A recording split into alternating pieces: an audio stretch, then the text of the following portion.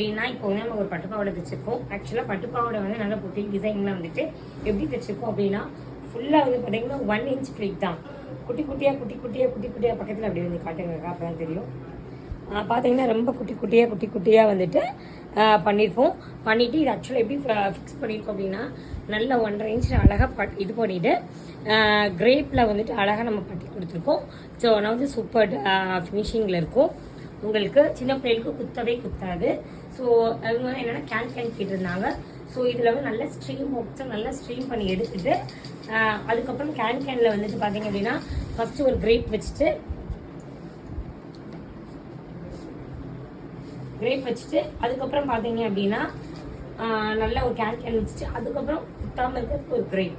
So இந்த grape attach பண்ணிட்டு பார்த்தீங்கன்னா நல்லா ஸ்டிக்ஸாக வச்சு அப்போ நல்லா பொஃப்னு தெரியும். ஸோ அந்த மாதிரி வச்சு தான் இது வந்து நம்ம தைச்சிருக்கோம். ஒன் ஆஃப் த பக்கா டிசைன், நமக்கு சூப்பர் டிசைன். இது வந்து நல்ல ஃபினிஷிங்கில் நல்லா பண்ணியிருக்கோம். ஸோ குட்டீஸ்களுக்குலாம் இந்த மாதிரி இருந்தால் நாங்கள் பட்ஜெட் ஃப்ரெண்ட்லி தான் பண்ணிகிட்ருக்கோம்.